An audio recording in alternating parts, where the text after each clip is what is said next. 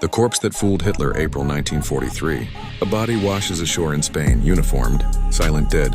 But this wasn't just any corpse, and he carried a briefcase, and inside, secret Allied war plans.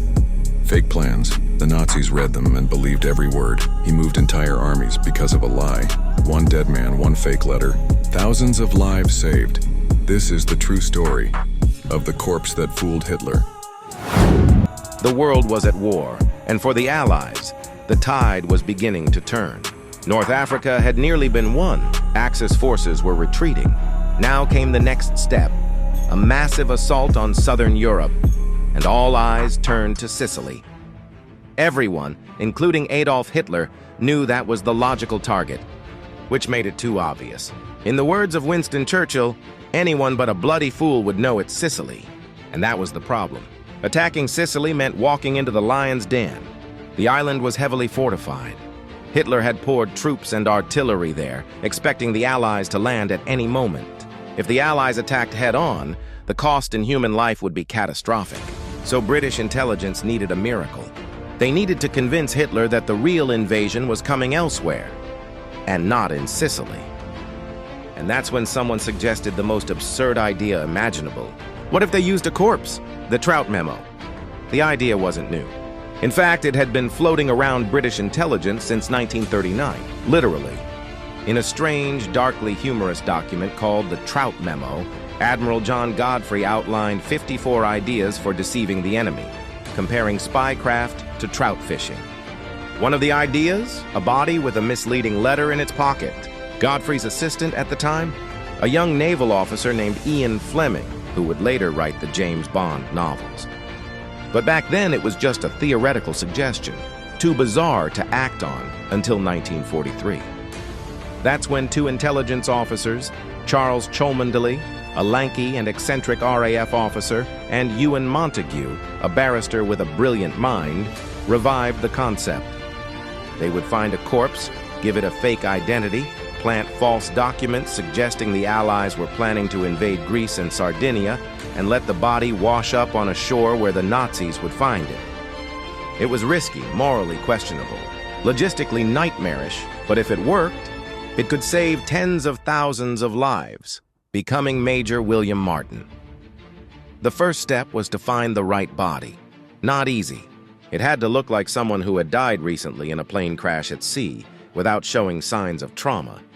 After weeks of searching, they found Glyndwr Michael, a homeless Welshman who died of rat poison in a London warehouse.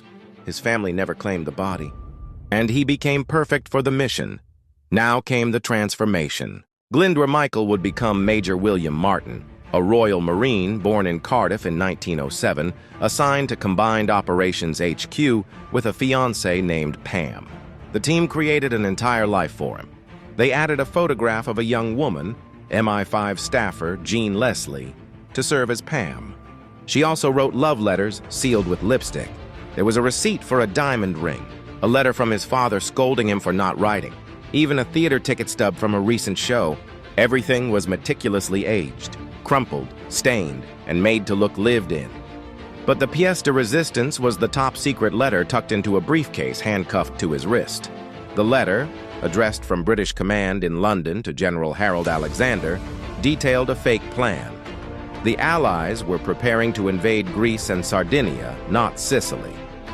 If the Germans believed it, they would shift their forces, leaving Sicily exposed, the body at sea. Now came the hard part, getting the body into enemy hands, without making it look deliberate.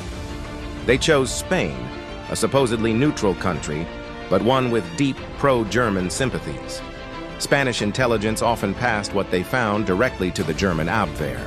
On April 17, 1943, the corpse of Major William Martin was sealed in a steel container filled with dry ice, loaded aboard the HMS Seraph, and carried silently through the Mediterranean.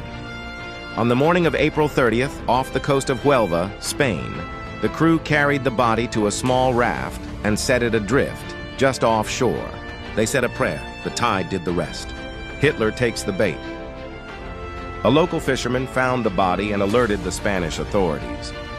The British embassy in Madrid, playing its part, frantically demanded the return of the body and briefcase. They made such a scene, Spanish officials began to suspect the documents must be important.